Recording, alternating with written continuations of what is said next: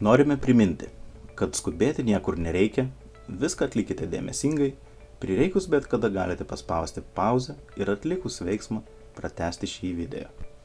Šiame video susikursime AdvoCash mokėjimo sistemos paskyrą ir vėliau ją verifikuosime. Kad tai padaryti, paspauskite mygtuką, kuris yra po šiuo video. Paspaudus mygtuką atsidarys šis langas. Atsidarius šiam puslapiui, pavažiuokime šiek tiek žemyn ir paspauskime šitą žalią mygtuką Register Account for Free.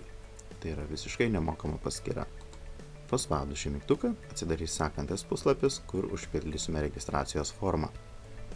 Šiame langelėje suveskite savo vardą, sekančiame langelėje suvedame pavardę. Beje, norėčiau paminėti, kad viską pildykite angliškomis raidėmis, tai yra nenaudojant lietuviškos abėcėlės raidžių. Toliau šiame langelėje suveskite savo elektroninį pašto adresą. Šiame laukelėje susigalvokite slaptažodį. Toliau ant šitą žalią burbuliuką spaudžiame kairį pelės klavišą ir laikydami pastumiam ją į dešinę pusę, kad atsirakintų šitą žalias mygtukas. Tokiu būdu sistema nustato, ar mes esame žmogus ar robotas. Taigi, užpildžius šią formą, spaudžiame žalią mygtuką Register. Toliau mes turėjome gauti elektroninį laišką iš AdvoCash su patvirtinimu, kad mūsų registracija buvo sėkminga. Taigi dabar pasitikrinsime elektroninį paštą. Einame į savo elektroninį paštą ir matome, kad gavome laiškelį iš Advanced Cash. Atidarome šį laišką, kur yra rašoma, kad sveiki ir registracija buvo sėkminga. Dabar grįšime atgal į Advanced Cash ir verifikuosime paskyrą. Kad verifikuoti paskyrą, reikėtų paspausti šitą žalią mygtuką Verify Your Account. Atsidarius šiam puslapį mes matome, kad turėsime praeiti 3 žingsnius, kad verifikuoti AdvoCash paskyrą. Pirmas žingsnis būtų įkelti savo asmens dokumento nuotrauką. Antras žingsnis būtų, kad reikės įkelti dokumentą, kuris patvirtina jūsų adresą. Tai yra, gali būti bet kokia sąskaita, tiek už jūsų telefono sąskaitą apmokėjimą, pavyzdžiui, Teo ar tai Omnitel ir taip toliau. Viską pamatysite pavyzdyje. Ir plus reikės verifikuoti telefoną SMS-u. Pradėsime nuo dokumento įkelimo. Dokumentas gali būti pasas, gali būti jūsų vairuotojas pažymėjimas. Tokiu atveju turėtų būti, jeigu pasas užtenka pradinio puslapio nuotraukos, jeigu vairuotojo pažymėjimas arba ID kortelė, tada turėtų būti nufotografuotos abi dokumento pusės. Ir vėlgi čia yra rašoma, kad dažniausiai verifikacija užtrunka 1 arba 2 darbo dienas. Taigi mes nuotrauką jau dokumentą turime prasidarę, ją ir įkelsime. Kad taip padaryti, spaudžiame šitą žalią mygtuką Upload Document Copy.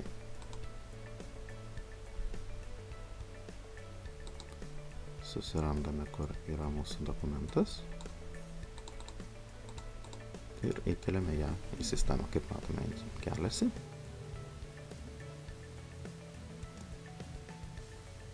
Toliau, kada dokumentas jau bus įkeltas, iššoka šitas langelis, kur prašo patvirtinti mūsų gimimo datą, koksai buvo dokumentas įkeltas ir dokumento numeris. Pradžioje suvedam gimimo dieną, toliau pasirenkam mėnesį ir toliau pasirenkame metus. Toliau šiame laukelėje pasirenkame, koksai dokumentas buvo įkeltas, šiuo atveju bus pasas, passport ir įvesime paso numerį.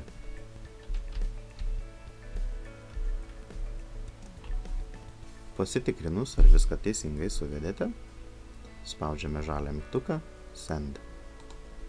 Toliau, sekantis etapas, reikia patvirtinti mūsų adresą.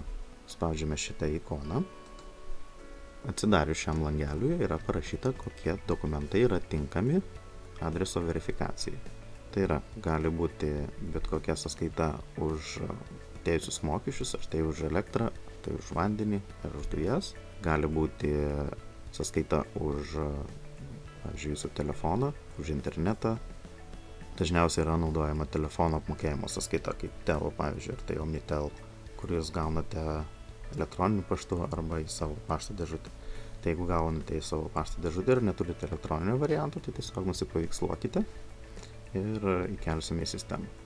Jeigu gaunate elektroniniu paštu savo sąskaitas telefoninės, tada reikėtų tiesiog parsisiųsti šitą dokumentą ir tiek, ir paskui sukelti sistemą. Taip pat dokumentas negali būti šita sąskaita nesenesnė kaip 3 mėnesių. Šiuo pavyzdžiu mes įkelsime Telo paslaugų išrašytą sąskaitą už internetinės paslaugas. Kad tai padaryti, spaudžiame žalią mygtuką Upload Document Copy ir pasirenkame sąskaitą, kurioje matosi vardas, pavardė ir gyvenamasis adresas. Kaip matome, kraunasi. Toliau, atsidarius šiame langelėje reikia užpildyti sekančius langelius. Tai yra, kokia yra šalis, kurioje jūs gyvenate ir keliate dokumentą patvirtinantį savo adresą. Tai mūsų atveju taip ir yra Lietuva. Jeigu tai yra jūsų kita šalis, pasirinkite žemiau esančio sąrašo. Mes paliksime taip, kaip yra, kadangi sistema pati atpažino, kad mes esame Lietuvoje. Toliau čia įvesime miestą. Mūsų atveju tai bus Klaipėda. Čia reikia rašyti pašto kodą. Įvedus pašto kodą, toliau sekančiame langelėje reikia įvesti adresą, būtent toks, koks buvo nurodytas jūsų dokumente. Pasitikrinus, ar viską teisingai suvedėte, spaudžiame mygtuką Send. Toliau sekantis žingsnis tai būtų jūsų telefono numerio verifikavimas. Spaudžiame šitą telefono ikoną ir mums atsidarė sekantis langelis. Vėlgi, jeigu esate Lietuvoje, tai tiesiog suvedate savo telefono numerį. Jeigu esate ne Lietuvoje, tada pasirinkite iš sąrašo šalį, kurioje esate ir taipogi suveskite telefono numerį. Kadangi vėlgi sistema atpažino, kad mes esame Lietuvoje, tai mes tiesiog suvesime savo telefono numerį. Kaip matote, tarptautinis kodas jau iš karto yra įvestas už mus, tai yra +370 ir toliau įvedam operatoriaus kodą ir telefono numerį. Pasitikrinus, ar teisingai suvedėte telefono numerį, spaudžiame šitą žalią mygtuką Verify.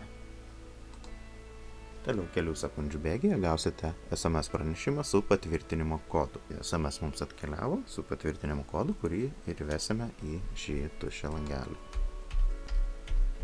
Suvedus kodą, kuris atėjo SMS pranešimu, spaudžiame žalią mygtuką Verify. Ir kaip matome, mūsų telefono numeris yra jau verifikuotas. Toliau reikėtų palaukti keletą dienų, kada gausite elektroninį laišką iš AdvoCash, kad jūsų verifikacija sėkmingai praeita. Grįžkite prie šio video, kur mes parodysime, kaip naudotis šią sistemą ir kaip pasipildyti sąskaitą, kaip įsigyti AdvoCash Mastercard kortelę, kurią taip pat galite naudotis bet kur pasaulyje, atsiskaitinėti šią kortelę, lygiai taip pat kaip ir su savo lietuviška ar kažkokios kitos valstybės kortele. Taigi toliau čia nieko daryti nereikia, reikia tiesiog sulaukti, kol bus patvirtinta jūsų tapatybė. Tai yra pasas ir adresas. Telefonas jau turėjo būti patvirtintas iš karto. Taigi praėjo lygiai parą laiko ir gavome elektroninį laišką su žinute, kad mūsų verifikacija buvo praeita sėkmingai. Dabar prisijungsime prie AdvoCash. Kad tai padaryti, reikėtų paspausti mygtuką Login. Čia suvesime savo elektroninį paštą, kuriuo registravomės į AdvoCash. Šiame laukelėje suvesime slaptažodį ir paspausime šitą žalią mygtuką Login to AdvoCash. Prisijungus prie AdvoCash paskyros, čia taipogi matome, kad mūsų paskyra yra verifikuota. Ir čia dega žalias užrašas Verified. Dabar įsigysime AdvoCash Mastercard kortelę, su kuria bus galima atsiskaityti absoliučiai bet kur, bet kuriam bare, bet kokioj parduotuviai ir taip pat išsigryninti pinigus.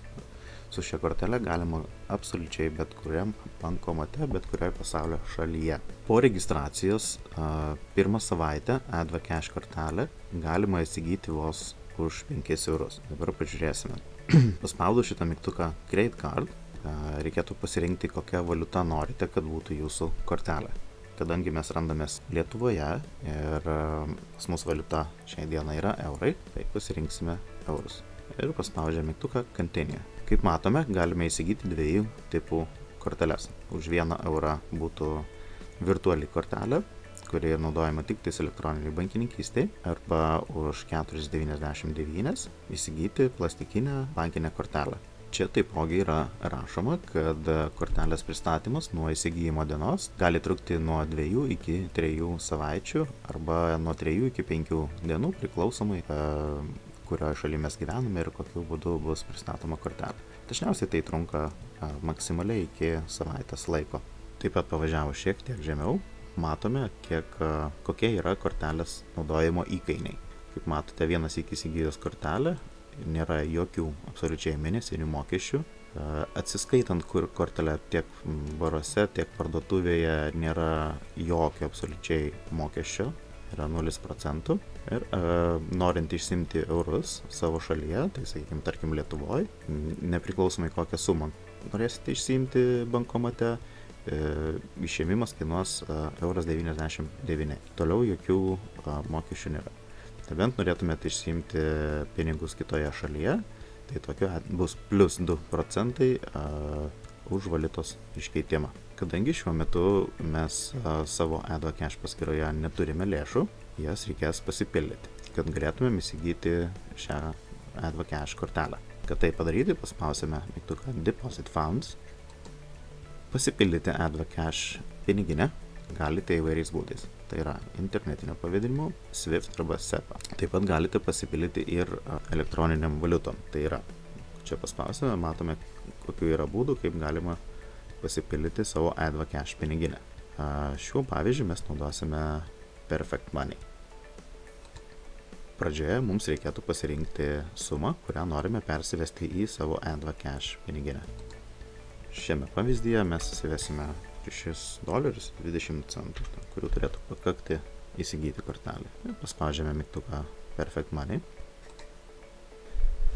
Kaip matome, mums atsirado lentelė, kurioje yra rašoma, kiek mums kainuos pavedimas iš Perfect Money į AdvoCash. Tai yra bus 2 centai ir mūsų kortelėje mes Perfect Money piniginėje turim turėti 6,22, mokestis bus 2 centai ir mūsų paskyroje atsiras 6,20 užbaigus pavedimą. Toliau spaudžiame žalią mygtuką Confirm. Atsidarius šiam langeliui, spaudžiame mygtuką Make Payment. Atsidarius šiam laukeliui, į šitą langelį suvedame savo Perfect Money ID numerį. Šiame laukelyje įveskite slaptažodį. Šiame laukelyje turime įvesti slaptą skaičių kodą. Jeigu jisai matosi neaiškiai ir aiškiai kaip šiuo metu ir neina suprasti, kokie tai yra skaičiai, galima jį atnaujinti paspaudus šias rodiklėles ir bus sugeneruotas naujas numeris. Taip, dabar šitą numerį čia ir suvesime. Tai padarius, spaudžiame mygtuką Preview Payment. Atsidarius šiam puslapį mes matome, kad mūsų Perfect Money piniginėje likutis yra 6,59, o norime persivesti 6,22. Iš viso reikės sumokėti 6,25, tai reiškia, mes turime pakankamai lėšų, kad padaryti šį pavedimą. Taigi spaudžiame mygtuką Confirm Payment. Atsidarius šiam langeliui, matome, kad mūsų pavedimas buvo sėkmingas. The payment was successful. Ir čia matosi pavedimo numeris. Spaudžiame mygtuką Continue. Kaip matote, sistema mus grąžino atgal į AdvoCash paskyrą, kur yra taip pat parašyta, kad mūsų pavedimas buvo atliktas sėkmingai ir mūsų sąskaita buvo pervesta $6.20. Taip pat tai matosi čia. Mūsų piniginėje doleriais mes dabar jau turime 6,20. Taigi dabar nueisime ir įsigysime AdvoCash kortelę. Tai padaryti, spaudžiame Create Card, šitą žalią užrašą. Kadangi mes esame, kaip minėjau, Lietuvoje ir mes naudojamės eurais, tai kortelę ir rinksimės, kad būtų eurais. Šitas mygtukas turi būti juodas. Jeigu jums reikalingi doleriai, tai pasirinkę dolerius, mes rinksimės eurus. Toliau spaudžiame mygtuką Continue. Taigi mes nelaukiame ir nusipirksime jau dabar. Kad tai padaryti, toliau spaudžiame mygtuką Order a Plastic Card.